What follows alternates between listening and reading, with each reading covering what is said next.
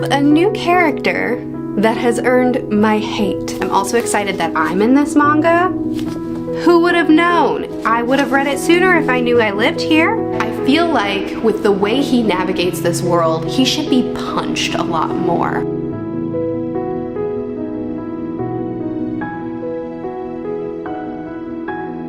Okay, I finished Alanna, book 2, and man, I love Alanna.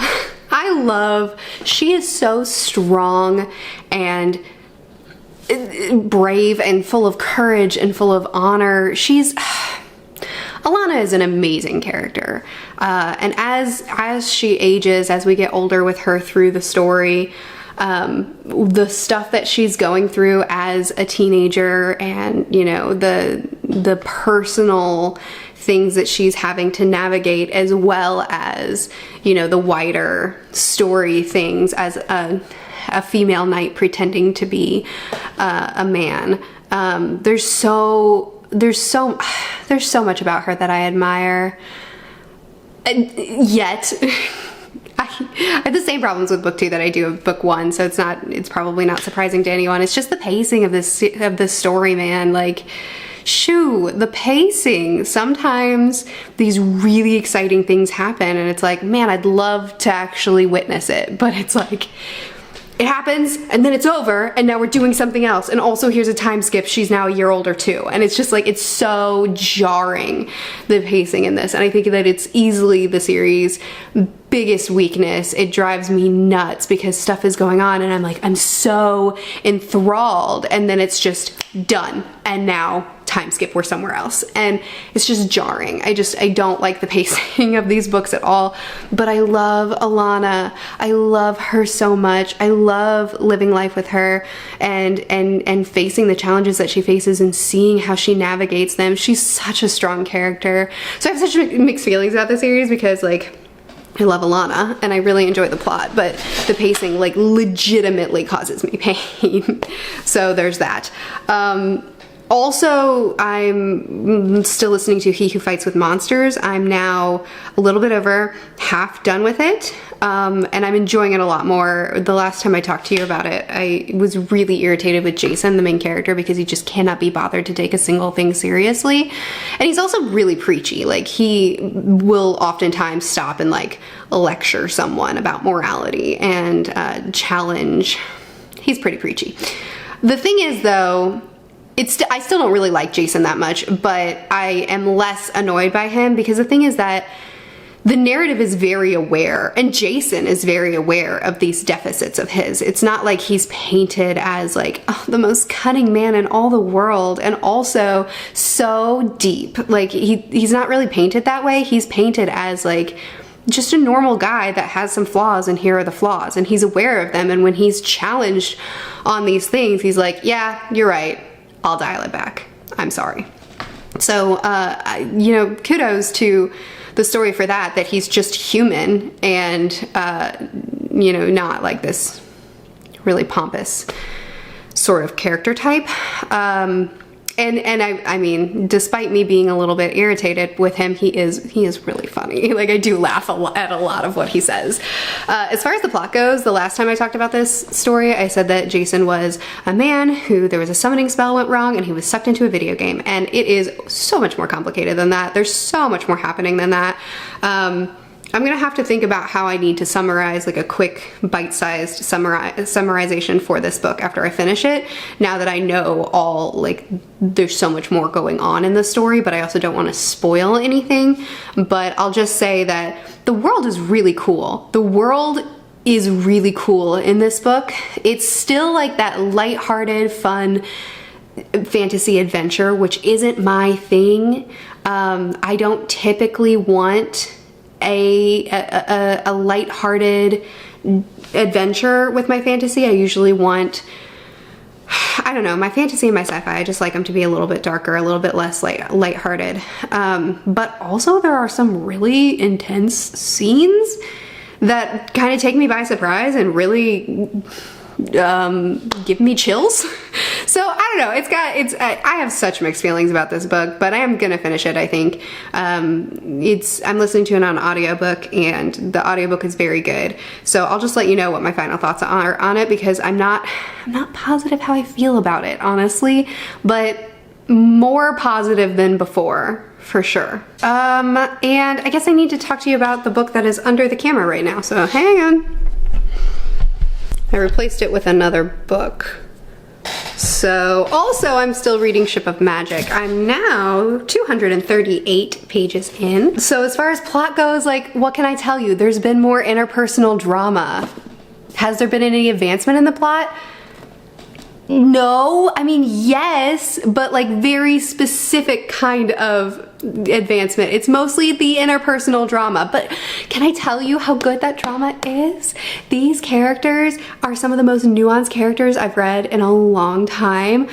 Each and every one of these characters, their individual motivations and faults and the reasoning behind their decision making and the way that they're either manipulating or responding to manipulation, their emotions, like everything is so deep and so strong. There's a character, I think I can tell you who it is because he doesn't have a single good scene in this entire 238 pages, so it feels fine to tell you who I hate. His name is Kyle, and I'm mad at him for having such an average name, because when I curse his names to the heaven, I want it to sound cooler than Kyle. Kyle's a great name, but it's not a villainous name, and this man is the worst. I hate him so hard. He is such a good character though, because the way that he's bad isn't villainous. The way he's bad is just manipulative and deceitful and mean. And it's like, I know him, I know this character in real life. And so like, I know people like this. And so it's not like the bad guy that we must defeat. It's like the most human type of character that's the easiest to hate. Corey's calling me, hang on. I'm also, the world is fascinating and complex and rich. It's so rich. It's good. It's really good. The characters are so good. Like, I'll sit down and I'll read. Yesterday, I sat down and I read for 45 minutes straight. And what happened? Bickering among a family. That's what happened the whole time. But it was like the most engrossing. I needed to know why this character made that decision, and I needed to know who was going to come out on top of this argument. And characters that seem weak but they're standing their ground, characters that try to appear as if they're logical but really they're just manipulative, characters that you want to see win but it seems like the opportunities for them are just sealed shut. It's like it's really good. That's my update. It's really good.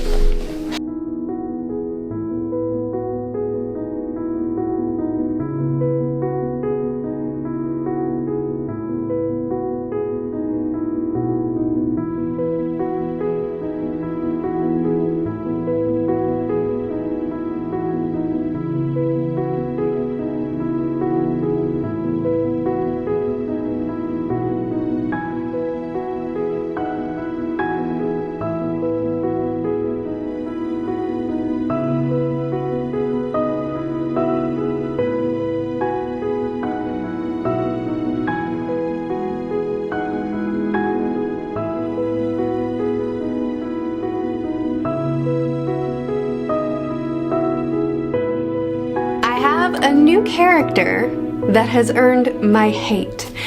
Kyle was already despised by everyone in the world. You don't have to have read the book. You hate Kyle. Trust me. But now there is a character who I met before. I didn't really like that much, but you know, who knows? I barely got any time with him. I don't like him.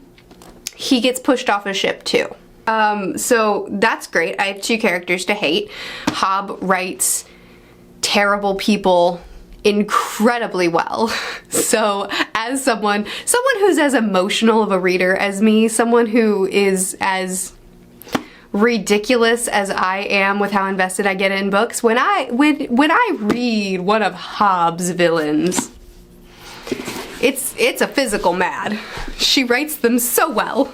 Anyway, I won't say his name. I think it's pretty obvious. You'll know who I'm talking about if you've read it, but I am now 348 pages into this book, so near half done with it, and I think 2, maybe 3 days have passed since the beginning of the book. 350 pages, where I think maybe 2 or 3 pages. I don't really have any updates for you.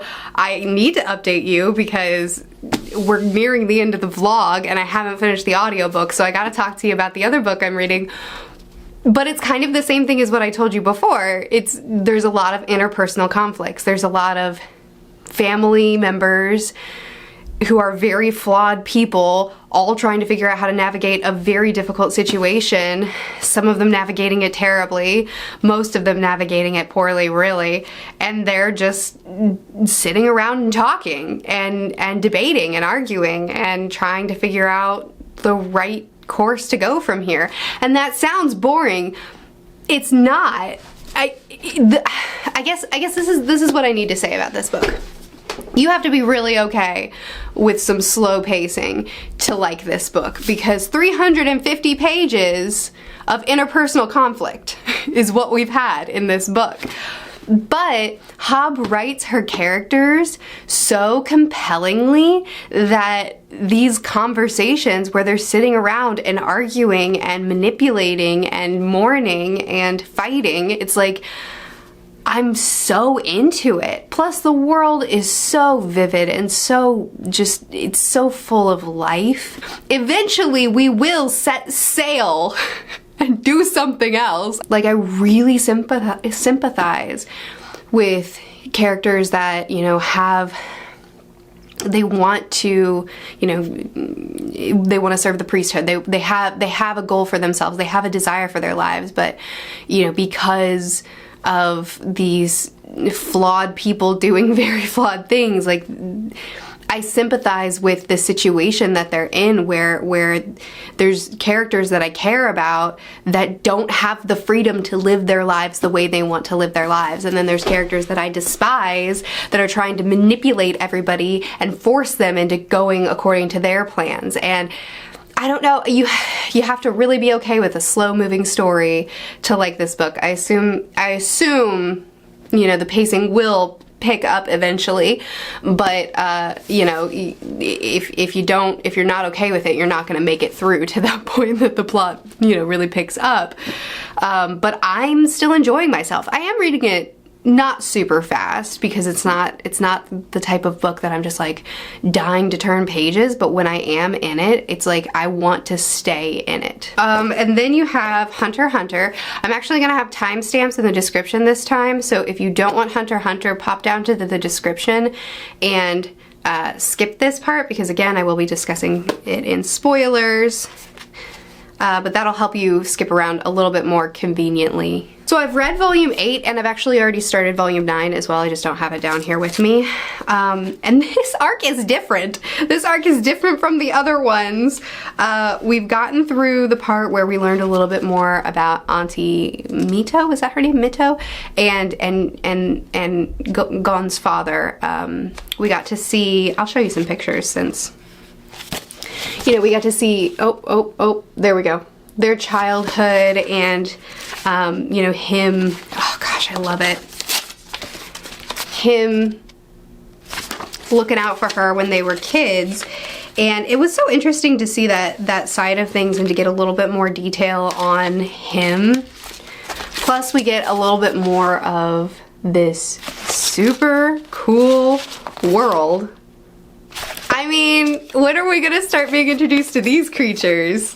When are we gonna start hanging out with them? Can I ride one? But we're obviously, you know, on this quest to get this. We listen to the voice message, which I have so many questions. I'm so intrigued by God's father. We're going to try to get Greed Island. Killua is on his own quest to try to retrieve the eyes of his people from the Phantom Troop who took them. There have been some really great action scenes throughout this. I love seeing them trying to figure out how to navigate these situations where it's like, all right, I'd like to hire you all, but before I do, let me try to kill you all, and whoever survives, that you're worthy of my employ. Like, it's, oh my goodness, like, this world has always, from the first arc, it's always had dark stuff in it, but this arc is taking a turn. It's getting a lot darker in tone, not just in scenes. Does that make sense?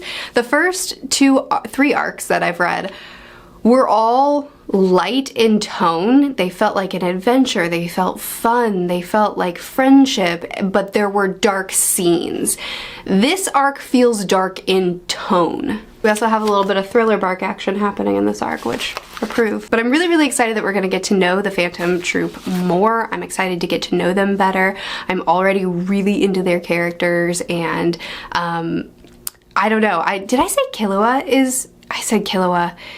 It's Kurapika. Kurapika is the one that is, you know, going after, oh gosh, is going after his people's eyeballs that got stolen from the Phantom Troupe when they were slaughtered. I'm sorry. But anyway, I'm really excited to get to know the Phantom Troupe even more. I really like their character designs. Their dynamics so far interest me, even though I've really only just met them. I'm also excited that I'm in this manga. Who would have known? I would have read it sooner if I knew I lived here. But Kurapika is on a mission, and I'm just really curious, you know, revenge plots. They could go a lot of different ways. Well, no, they can't. They mostly go 2 different ways. But revenge plots can be really cool, or they can be really annoying, depending on how they're executed. I've read quite a few revenge plots, and you gotta do it right. I trust Togashi though. His character work so far in Hunter x Hunter has been impeccable, so I trust him to do this well. Anyway, I'm gonna try to finish He Who Fights with Monsters, which is the audiobook I've been reading. I'm gonna try to finish that this week. We're actually leaving on vacation at the end of this vlog. So I definitely want to wrap that up, and I have a lot of housework to do and packing to do, so I should have tons of time to listen to the audiobook in the next couple of days. So hopefully I'll be able to wrap that up by the end of this vlog. And I also want to read at least the next 2 volumes of Hunter x Hunter by the end of this week too. Which book do you want to pick first, bud? This one. This one? Okay.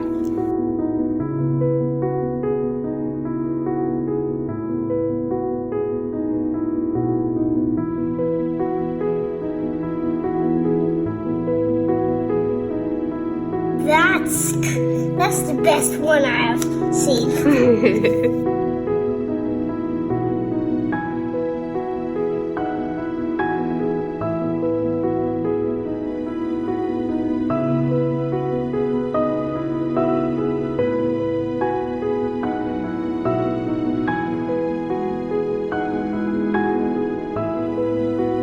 Okay, I have read more Hunter x Hunter, so we'll start here. If you want to get to the novels, timestamps. So Hunter x Hunter, let me tell you something abstract that I really, oh wait, no wait, let's talk about this first. Did you know that Junji Ito co-wrote some of this? That's not true. But also, do you see what I see? I felt like I stepped into a Junji Ito novel. And I'm telling you, this place is getting dark. I'm just hanging out, living in my happy little Hunter x Hunter world, and Togashi says, no, let's hurt you, scare you. Something really abstract that I really liked, sorry if you can hear the dishwasher running.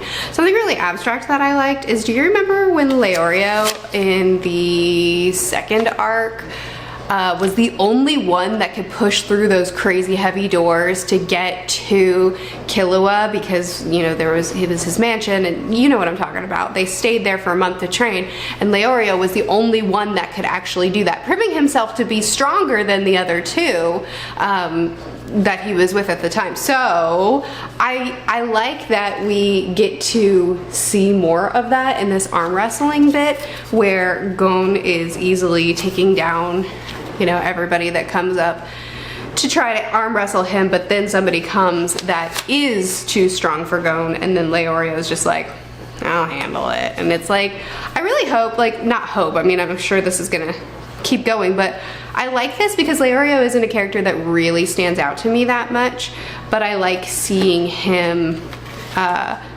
seeing where his strengths are and seeing him shine in different ways. Speaking of shining, Killua, no, dagummit, his name is Kurapika. Kurapika is turning dark, maybe. His quest for revenge is maybe gonna be a corruption arc. I mean, I've already filmed my video for the first half of the Yorknu arc, and that'll be up tomorrow for you. So I already went into all this, I already discussed it, and that'll be tomorrow's video. But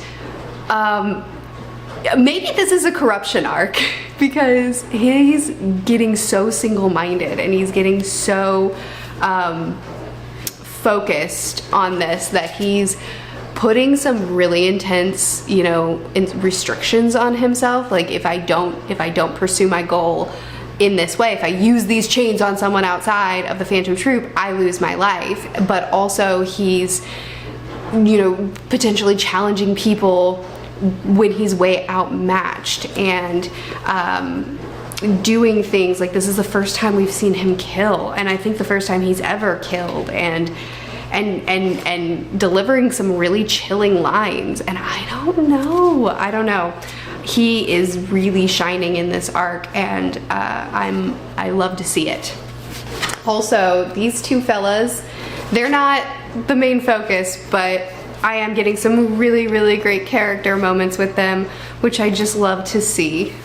Gon actually is also kind of concerning me in this arc, actually. There's some concerning things, some concerning lines regarding him as well that makes me think that, I mean, I talked about it all in the video, but it makes me think that there's some parallels happening between Gon and Kurapika, where they're both maybe going down a darker path. I don't know.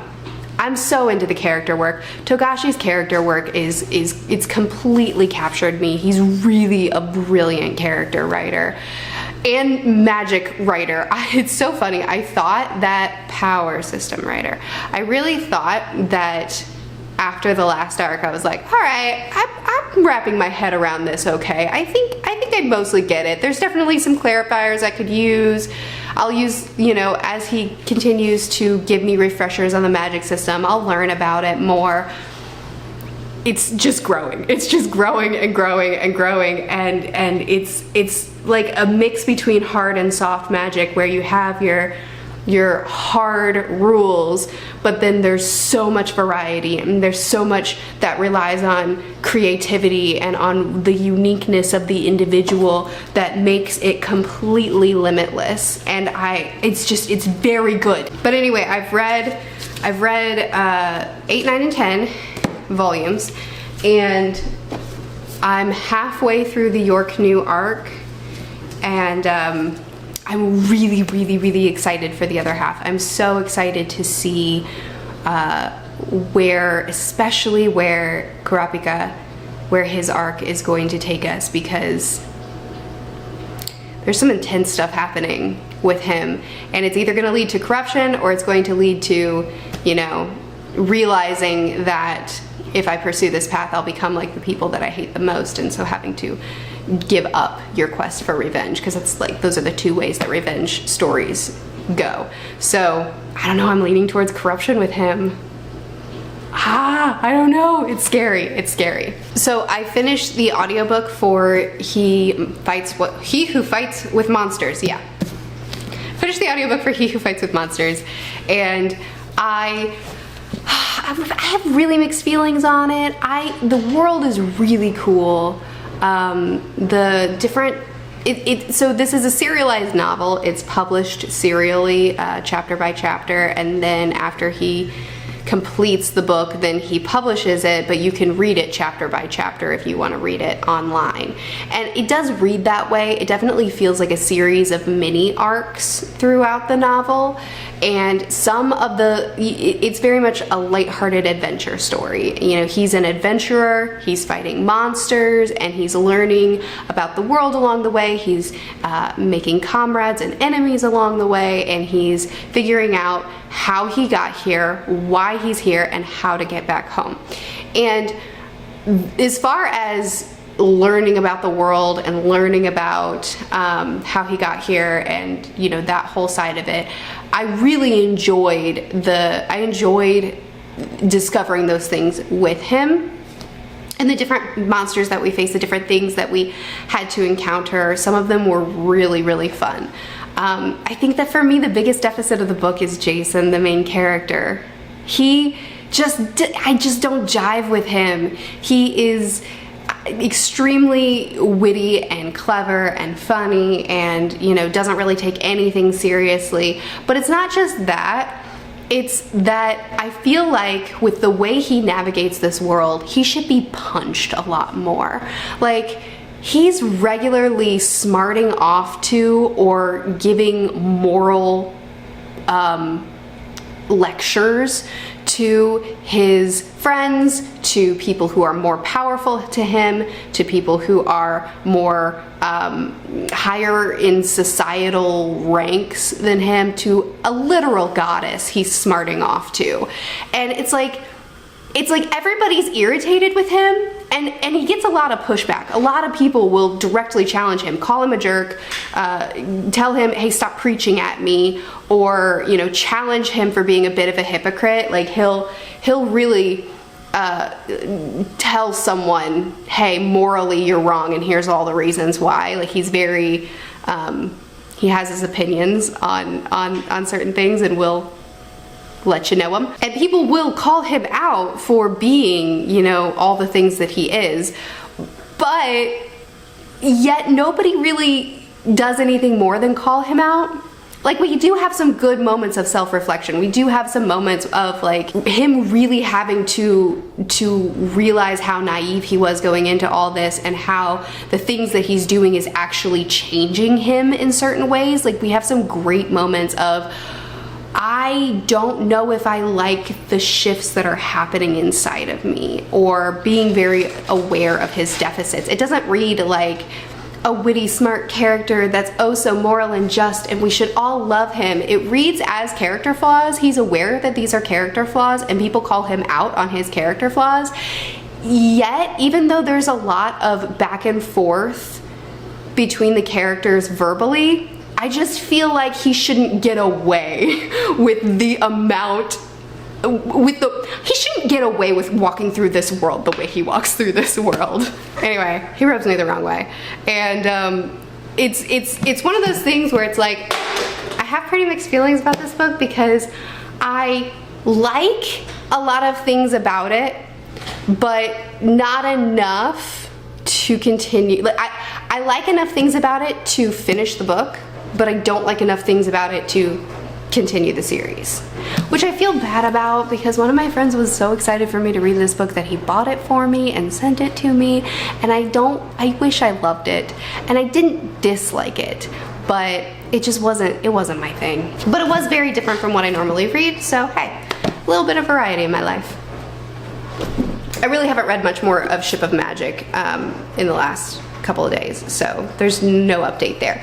Actually, the update is I'm leaving tomorrow for vacation, so I have a whole stack, a too large stack of books that I have been saving specifically for this trip, to read on this trip. So I'm gonna pause Ship of Magic and focus on those books next week, and I think I'm gonna get the ebook for Ship of Magic and just casually read it in the background, and then just update you when there's something to update you about, but I'll have other books as the main focus. But anyway, these are the books that I was reading this week. I'll be reading very different books next week. Feel free to chat with me more about them in the comments. I post videos every Tuesday and Friday on the main channel, and Thursdays here. I'll see you again soon. Bye.